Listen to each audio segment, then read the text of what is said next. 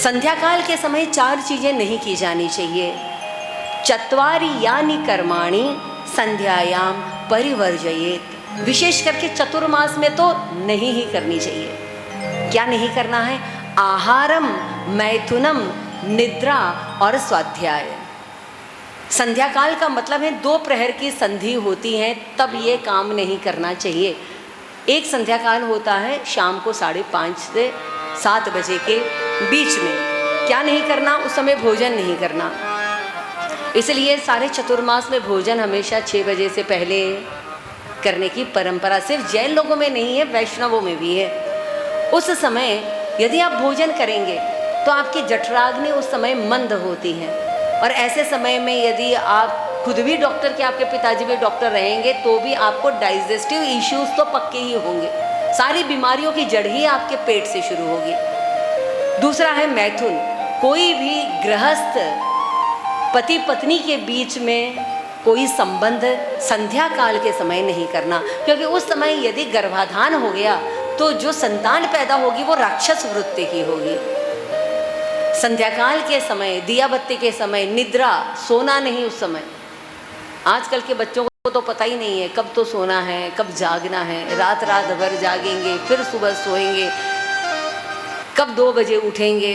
तो ये सारा जो उठपटांग जो हमारा लाइफस्टाइल हो गया है, इतना से एक तो सीडेटिव लाइफस्टाइल, ऊपर से सोने जगने का समय बराबर नहीं। तो निद्रा, जो सुबह 4:30 बजे के संध्या काल में सोता है वो खोता है। जो चीज़ उस समय मिल सकती है वो आप कितनी ही कोशिश कर लें, बाकी और किसी समय नहीं मिल सकती। उस समय सबसे ज़्यादा ब्रेन स्ट्रोक आते हैं, उस समय सबसे ज़्यादा हार्ट अटैक आने की संभावना होती है। कब होती है? संध्या काल के समय। इसलिए हमारे शास्त्रों में संध्या काल, ब्राह्मणों को क्या करना चाहिए? संध्या काल किया जाता है। वो करवाया ही इसीलिए जाता है कि उस समय मृत्यु के आप बहुत करीब होते हैं, और अगर उस समय ये संध्या करते करते मृत्यु भी आ गई, राम नाम सत्य है। तो ज़्यादा से ज़्यादा जिन लोगों को हार्ट अटैक्स आ रहे हैं, आप देखिए, अरे यार रात को, और आप जब उसका पोस्टमार्टम करवाएंगे तो यही पता चलेगा कि सुबह 3 बजे से 5 बजे के बीच में हुआ है। उस समय तो बिस्तर से उठने का संकल्प कर लीजिए। चलिए, एक संकल्प तो पक्का ही कर ले, सुबह 4:30 बजे उठना और उठ के स्नान करना। और उसके बाद क्या करना? उसके बाद लगे तो वापस सो जाना तो भी चलेगा। एक बार वापस सो गए तो भी चलेगा। मॉर्निंग वॉक को चले गए चलेगा। योग कर लो, प्राणायाम कर लो, ध्यान कर लो। 1 घंटा उस समय कुछ ना कुछ करो। उस समय बस पढ़ने नहीं बैठ जाना, स्वाध्याय नहीं करना उस समय, तो फिर उससे बुद्धि मंद हो जाती है। तो ये 4 काम करने नहीं चाहिए, लेकिन बहुत बड़ी गलती कर दी दीति ने। और गलतियां तो इंसान करता ही आया है। गलती होगी नहीं जीवन में ऐसा समझना नहीं, और अगर आपको ऐसा लगे कि मुझसे गलती नहीं होती है तो समझना उसके साथ साथ अहंकार पैदा हो गया। गलती आने के बाद, जैसे हमने कल देखा, पहले तो गलती मान लो, उलझो मत, उसके कारण हो गया, उसने ऐसा कर दिया, उसने वैसा, कुछ नहीं। हम उसमें से बचने का रास्ता निकालते रहते हैं। और यकीन मानिए, जो अपनी गलती को स्वीकार नहीं करेगा वो उस गलती को दोबारा करेगा।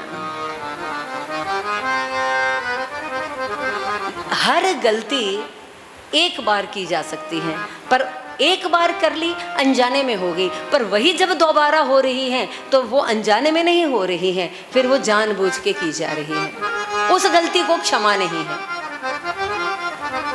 आप 100 गलती करें, पर 100 गलती एक दूसरे से अलग होनी चाहिए। 100 गलतियां करने की छूट है, पर एक ही गलती को 100 बार करने की छूट नहीं है।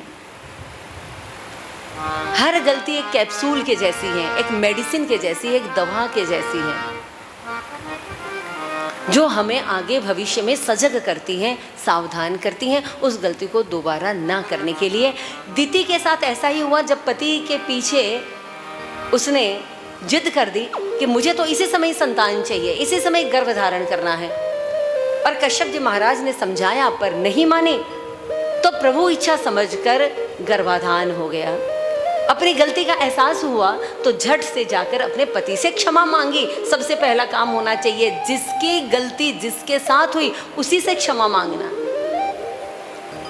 हम दोषी तो परिवार वालों के होते हैं, गलती तो हम परिवार वालों के साथ करते हैं, पलट कर तो हम अपने माता पिता को बोलते हैं, झगड़ा तो हम सास के साथ करते हैं, कष्ट तो हम बहू को देते हैं और जाकर क्षमा हम भगवान से मांगते हैं। तो वैसी गलती माफ नहीं होती जब तक वो खुद क्षमा ना कर दे जिसकी गलती हुई है, जिसके आप अपराधी हैं, जिसके आप दोषी हैं।